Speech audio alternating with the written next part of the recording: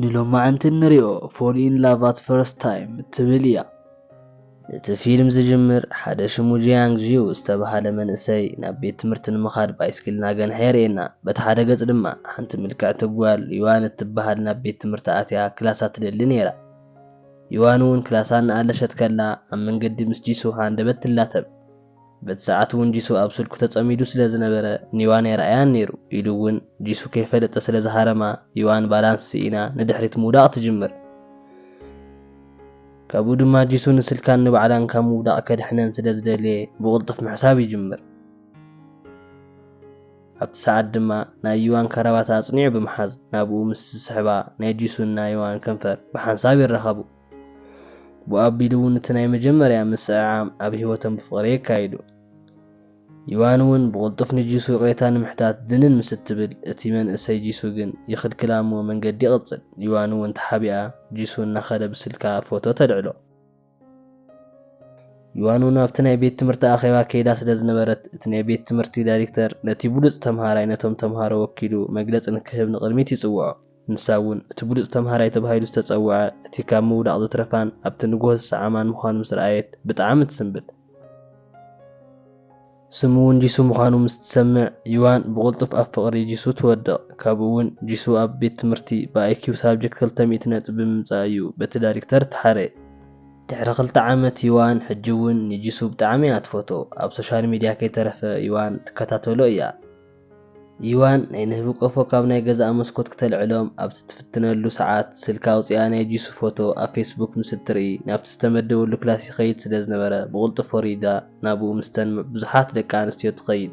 ኮይኑ ግን ጂሱ ናብቲ ህንፃ ብቕልጡፍ ስለ ዝኣተወ መእተዊ ማዕጾ ተዓጽዩ ንኹለን ከይኣተዋ ይግበር። ምክንያቱ ናብቲ ህንፃ ዝኣቱ እቲ ብሉፅ ተምሃራይ ጥራሕ ስለ ዝኾነ ትሕቲ 200 ኣይኪው ዘምፀአ ኩሉ ንኸይኣቱ በቲ ዝተገጠመሉ ቴክኖሎጂ ዝተሓገዘ ማዕጾ ስለ ዝተዓፀወ እዩ። ከም ይዋን ዝኣመሰሉ ደደብ ግን በቲ መስኮት ኮይኖም ዕድሎም እናማረሩ ንጂሱ ምዕዛብ ጥራሕ እዩ ነይሩ። ይዋን እውን ኣብ ሰሚናር ቀሪቡ ጂሱ መድረኽ እናመርሐ ስለ እትርኢ እቲ ፍቕራ ብዝበለፀ ይዓቢ። ኮይኑ እውን ጂሱ ፍቕራ ንኽርእየላ ብዙሕ ፃዕሪ ትገብር ነይራ። ካብኡ ግን ጂሱ ምስ ምልክዕቲ ሸዋሂ ናይ ፍቕሪ ርክብ ከም ዘለዎም ይዋን ምስ ሰምዐት ብቕልጡፍ ተስፋ ክትቆርፅን ክትሓዝንን ከኣደት። ኢሉ እውን ይዋን ናብቲ ጫፍ ቤት ትምህርቲ ብምኻድ እናሓዘነትን ከላ መሓዙታ መፅአን ንጂሱ ክትቆፅሮን ክትረኽቦን ከም ዘይብላ ይምኽራ። ካብኡ ድማ ኣህጂን ዝተባህለ መንእሰይ ንይዋን ንምርኣይ መፂኡ ንይዋን ብጣዕሚ ከቕርባን ይፍትን።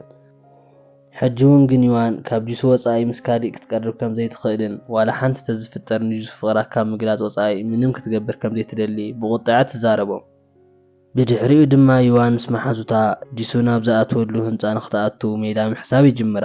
ካብኡ እውን ይዋን ጂሱ ኣብኡ ፍቕራ ንኽትገልፀሉ ይሓስባ።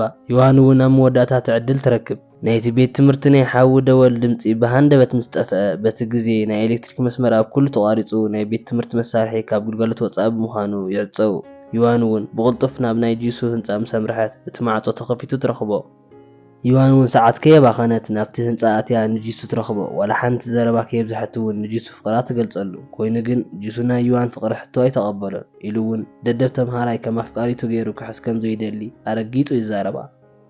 ይዋን እውን ነዚ ምስ እትሰምዕ ብጣዕሚ ሓዚና ጠጠው ትብል። በቲ ግዜ እውን ኩሎም ተምሃሮ ናብቲ ህንፃ ብምኻድ እቲ ዝነበረ ኩነታት ብስልኮም ብምቕዳሕ ንይዋን ይኸብዋ ኢሉ እውን ይሕጭጩላ። ናይቲ ቤት ትምህርቲ ሓላፊ እውን ናይ ይዋን ተግባር ርእይዎ ስለ ዝነበረ ንይዋን ናይ ጂሱ ሰዓት ተቃፅል ብምህላዋ ይነቕፋ። ኣብ ቀጻሊ መዓልቲ እውን ይዋን ኣብ ታሕቲ ኮፍ ኢላ ስልካ እናርአየትን ከላ ብመስተ ዝሰኸረ ኣቦኣ ካብ ገዛ ብምውፃእ ገዛ የብልናን እናበለ ዓዊሉ ምዝራብ ይጅምር። ኮይኑ ግን ይዋን ንኣቦኣ ገዛ ከም ዘለዎም ገጹ ኣዚራ ተርእዮ። ኮይኑ ግን በቲ ሰዓት ብሃንደበት ብናይ ኣሰራርሓ ፀገም እቲ ገዛ ይፈርስ። እቲ ዝፈረሰ ገዝኦም እውን ኣብ ኢንተርኔት መዘራረቢ ይኸውን። ኣብ ኩሉ ናይ ዜና ጣብያ እውን ይዝረብ። ይዋን እውን ኣብ ናይ ኩሉ ሰብ ልቢ ተኣቱ። ናይ ይዋን መሓዙታ እውን ንዓኣ ንምሕጋዝ ናይ ሓገዝ ቅርሺ ምእካብ ይጅምሩ። እዚ ኩሉ ዝበፅሓ ይዋን እውን ብጣዕሚ እያ ተሃስያ። ኣብቲ ሰዓት ድማ ጂሱ ብናይቲ ይዋን ክላስ ይሓልፍ ስለ ዝነበረ ኣብኡ ዘተኣኻኽቡ ዝነበሩ ደቂ መምሃርታ ደደባት ክብል ይፀርፎም። ይዋን እውን ናይ ጂሱ ንዕቐት ሰሚዓ ናብ ጥቕኡ ብምምፃእ ኣብ ዝቕጽል ፈተና ናታ ክላስ ተምሃሮ ልዑል ተባሂሎም ከም ዝጽውዑን ልዑል ተዘያምጽኦም ከም ዝቕጽዑን ትዛረቦ። ዲሱ እውን ነቲ ሓሳብ ይቕበሎ። ካብኡ ንድሓር ድማ ይዋን ንኣቦኣ ንምሕጋዝ ካብቲ ዝፈረሰ ገዝኦም ይረብሕ ዝበለቶ ኣቑሑትን ወረቓቕትን እናልዕለትን ከላ ኣቦኣ መጺኡ ናይ ቀደም ሓደ መሓዝኡ ገዛ ክሳብ ትሰርሑ ናብኡ ንኽመጹ ስለ ዝዓደሞም ንጓሉ ይዋን ይሕብረላ። ይዋን እውን ምስ ኣቦኣ ናብቲ ገዛ ብመኪና ይኸዱ። ናብቲ ገዛ ምስ በጽሑ እውን ይዋን ናይቲ ገዛ ምስፍሑን ምዕባዩን ኢሉ እውን ጽባቐኡ ብምርኣይ ትድነቕ። ኣብዚ ምንባር እውን ከም ትዕደልቲ ምዃኑ ይስምዓ። ናይቲ ሰብኣይ ሰበይቱ እውን ነቲ ሕሳስ ናይ ገዝኦም ምስ ይዋን ተላልዮ። ኮይኑ ግን ያሹ እኒ ይዋን ናብ ገዝኡ ብምምጽኦም ዋላ ሓንቲ ደስ ኣይብሎን ነይሩ። ኮይኑ ግን እታ ኣዲኡ ነቶም ኣጋይሽ ጭዋ ክኸውን ከም ዝግብኦ ብቑጣዐ ትዛረቦ።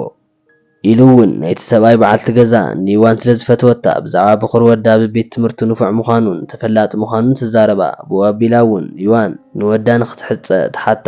ኮይኑ ግን ይዋን ኣብኡ ኸላ ከም ዘይትውዕሎ ትዛረባ። ምኽንያቱ እውን ይዋን ካብ ልባ ትፈትዎ ካልእ ሰብ ስለ ዝነበረ እዩ። በቲ ምሸት ድማ ጂሱ ናይቲ ገዛ ብኹር ምዃኑ ናብቲ መደቀሲኣ ምስ ኣተወ ትፈልጥ። ጂሱ ንጅዋን ብዛዕባ ናይ ገዝኦም ሚስጥር ክትሕሉ ብጽኑዕ ይዛረባ። ካብኡ ድማ ኣብ ቤት ትምህርቲ እተን መሓዙ 200 ኣኪዩ ከም ዝኣትዋ ዝተዛረበቶ የዘኻኽርዋ። ኮይኑ ግን ይዋን ኣብኡ ተስፋ ትቖርጽ። ምኽንያቱ እውን ብትምህርታ ሰነፍ ስለ ዝኾነት ከም ዘይትበጽሕ ትሓስብ። ብኻልእ መልክዑ ድማ ይዋን ናይ ጂሱ ምስ ሽዋሂ ዘለዎም ርክብ ብምርኣይ ተስፋ ትቖርጽ። ጂሱ ምስ ሽዋሂ ተፋቐርቲ ምዃኖም ዋላ ሓንቲ ዘይፍለጡ እዮም ነይሮም። በቲ ግዜ ድማ ናይ ጂሱ ኣዲኡ ብሃንደበት ናብ ይዋን መልእኽቲ ትጽሕፈላ። እቲ መልእኽቲ ምስ ኣንበበቶ ድማ ይዋን እናሰሓቐት ሓሪፍ ሓሳብ ይመጸላ። ንሳ እውን 200 ነጥቢ ብምእታው ብልጽቲ ተምሃሪት ከም እትኾን ንዓርሳ ቃል ብምእታው ናይ ዓርሳ ሜላ ትሓስብ። ንጂሱ ምስ መሓዙቱ እውን ከም እትእምኖምን ርግጸኛ ትኸውን ደደብ ካብ እትበሃል ንኽትወጽእ እውን ይዋን ንጂሱ ንኸረድኣ ትምሕጸኖ። ጂሱ እውን ከይፈተወ እሺ ይብላ። ምኽንያቱ እውን ኣብ ናይ ይዋን ስልኪ ናይ ጂሱ መሕፈርቲ ቪድዮ ካብ ኣዲኡ ተላኢኹላ ስለ ዝነበረ እዩ። ከተጽንዕ ምስ ሓገዛ ድማ እቲ ቪድዮ ንኽትድምስሶ ተዛሪቡ ጂሱ ምሸት ምሸት ንይዋን ክሕግዛ ይጅምር። ኢሉ እውን እቲ ትምህርቲ ንይዋን ከም ዝርዳኣ ገይሩ ከምህራ ይጅምር። ኣብ ቤት ትምህርቲ እውን ይዋን ኩሉ ዛዕባ ገዲፋ ኣብ ትምህርታ ትኹረት ትገብር። ሓደ መዓልቲ እውን ብዛዕባ ከባቢኣ ዝፍጠሩ ዋላ ሓንቲ የተሓሳስባን ነይሩ። ኣይሕጂን እውን ንይዋን ከይትወድቕን ከይትህሰን ብዝብል እናተኸታተለ ክሕልዋ ይጅምር። ፈተና ምስ ዝጅምር እውን ይዋን ዋላ ሓንቲ ከይሰንበለት ብዝተረጋግዐ መንፈስ ነቲ ፈተና ብኹርዓት ሕቶኣ ትምልስ። እቲ ዘይትፈልጦ ሕቶ ክትረክብ ከላ እውን ብሜላ ዝተሓገዘ ብዓርሳ ትምልስ።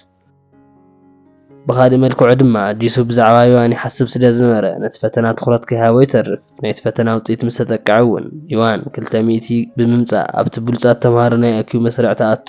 ኢሉ እውን ጂሱ ናይ ቀዳማይ ቦትኡ ከም ዝተሓደገ ምስ ረኣየት ንዓኣ ክብል ንዓርሱ መጽናዕቲ ከም ዝገደፎ ምዃኑ ስለ ዝሓሰበት ብልባ ትሓዝን። ድሕሪ ብዙሓት ወራሕቲ እቲ ቤት ትምህርቲ ናይ ጉያ ውድድር ኣዳልዩ ስለ ዝነበረ ናይ ጂሱ ምስ ይዋን መምሃርቲ ብጉያ ንምውድዳር ነንዓርሶም ተነሓንሑ። ናይ ጂሱ መምሃርቲ ድማ ብናይ ይዋን ስሕተት ዓወት ይጎናጸፉ። ሃንደበት ድማ ናይ ጂሱ ኣደ ነቲ ንሕንሕ ንምርኣይ ኣብቲ ቦታ ትርከብ። ኢሉ እውን ይዋን ኣብ ገዝኦም ከም እትነብር ንኹሉ ኣብኡ ዝነበረ ትዛረብ። በቲ ሰዓት ድማ ናይ ጂሱ ምስ ይዋን ዘለዎም ርክብ ኣከታቲሎም ይሓትዋ። ጂሱ ድማ ንይዋን ብትምህርታ ይሕግዛ ከም ዝኾነ እናተዛረበ ከሎ ዘባጩ ዘሎ ኮይኑ ዝተሰምዖ ኣይሕጂን ንኽሃርሞ ይቐርብ። እቲ ጉዳይ ክቕጽል ምስ በለ ይዋን ኣብ ማእኸል ብምእታው እናገላገለት ብዘሕዝን መልክዑ ንጂሱ ካብ ድሕሪ ሕጂ ከም ዘይትደልዮ ትዛረቦ። ካብኡ እንድሓር ድማ ናይ ጂሱ መሓዛ ስልኩ ብምኽፋት ይዋን ንጂሱ ዘቕረበትሉ ናይ ፍቕሪ ሕቶ ቪድዮ ኣውፂኡ እናርኣያ ይዋን ብጣዕሚ ብምሕፋር ስልኪ ካብ ጅባኣ ብምውፃእ ናይ ጓል ክዳን ተኸዲኑ ምስ ኣዲኡ እናሳዕሰዐ ዘርኢ ቪድዮ ንኹሉ ሰብ ተርኢ። ጂሱ እውን ብጣዕሚ በቲ ነገር ይቑጣዕ እሞ ንይዋን ብኢዳ ሒዙ እናጎተተ ካብቲ ሜዳ ኣውፂኡ ንበይኖም ዝኾኑሉ ቦታ ምስ በጽሑ ይዋን ስሱዕ ዓርሱ ዝፈቱ ብምፍቃራ ብዓርሳ ከም እትጥዓት እናበኸየት ትዛረብ።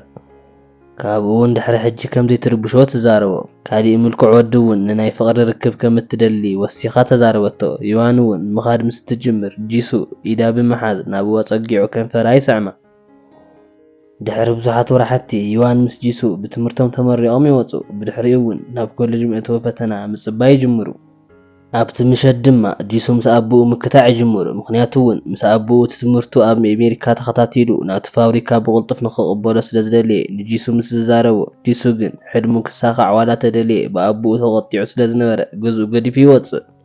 يوان እውን እዚ ኩሉ ፀገም በኣ ከም ዝመፀ ብምሕሳብ ንናይ ጂሱ ቤተሰብ ቅሬታ ብምሕታት ናብ ጂሱ ምኻድ ትጅምር። ምስ ተራኸቡ እውን ይዋን ንጂሱ ቅሬታ ብምሕታት ካብ ሕጂ ገዝኦም ገዲፋ ከም እትወፅእ ንጂሱ እናበቐየት ተዛረበቶ። ኣብ ቀጻሊ መዓልቲ እውን ጂሱ በዓሱ ንምንባር ካብ ናይ ኣቡኡ ገዛ ይወፅእ። ናይ ቤተሰቡ ፅዕንቶ ከም ዘይመፀ ብምሕሳብ ገዲፍዎም ይኸይድ። ድሕሪ ብዙሕ ግዜ ይዋን ምስ ጂሱ ኣብ ዝተፈለየ ኮሌጅ ትምህርቶም እናተኸታተሉ ህይወቶም ብናይ ዓርሶም መንገዲ ምንባር ይጅምሩ። ኮይኑ ግን ይዋን ብዛዕባ ጂሱ ሕጂ እውን ትሓስብ እያ ነይራ። ብዛዕባኡ ካብ ዘይትሰምዕ እውን ብዙሕ ግዜ ሓሊፉ እዩ። ኣብ መወዳእታ እውን ጂሱ ኣብ ቀረባ ግዜ ኣብ ናይ እንስሳት ሕክምና ከም ዝሰርሕ ፈለጠት። ካብኡ እውን ናብኡ ብምኻድ ትረኽቦ። ዋላ እኳ ይዋን ንጂሱ ክትረኽቦ እንተመፀት ጂሱ እውን ብዛዕባ ይዋን ካብ ልቡ እዩ ዝሓስብ ነይሩ። በቲ ምሸት እውን ይዋን ጂሱ ካብ ስርሑ ወፂኡ ናብ ገዝኡ እናኸደ ተሓቢኣ ትስዕቦ እያ ነይራ። ኣብቲ ከባቢ ድማ ሽዋሂ ጠጠው ኢላ ትሪኣ። ይዋን እውን ጂሱ ምስ ሽዋሂ ርክብ ከም ዘለዎ ምጥርጣር ምስ ጀመረት ብቕልጡፍ ግን ሽዋሂ ብስርሓ ከም ዝመፀት ትርዳእ። ጂሱ እውን ግን ምስ ይዋን ብዙሕ ግዜ ምስ ሓለፈ ጂሱ ኣቡኡ ሓሚሙ ሆስፒታል ከም ዝኣተወ ብፅሑፍ ተዘሪብዎ። ጂሱ እውን ናይ ኣቡኡ ቦታ ተኪኡ ክሰርሕ ይጅምር። ኣቡኡ ብምሕማሙ እውን ኣብ ሂወቱ ዝዓበየ ጭንቀት ይፈጥረሉ።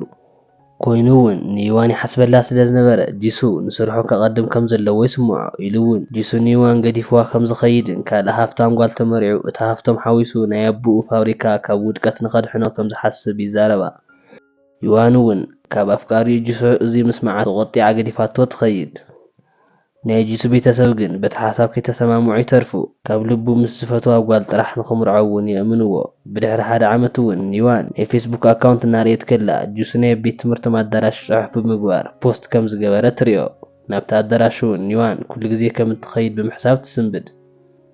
ይዋን እውን ናብቲ ኣዳራሽ ተኣቱ። ኮይኑ ግን ዋላ ሓደ ክትረክብ ኣይከኣለትን። ጂሱ እውን ንዓኣ ምስ ረኣየ ይሕባእ። ይዋን እውን ናብ ሓው ንጂሱ ትድውል። ካብኡ እውን ብዛዕባ እቲ ጉዳይ ትዛረቦ።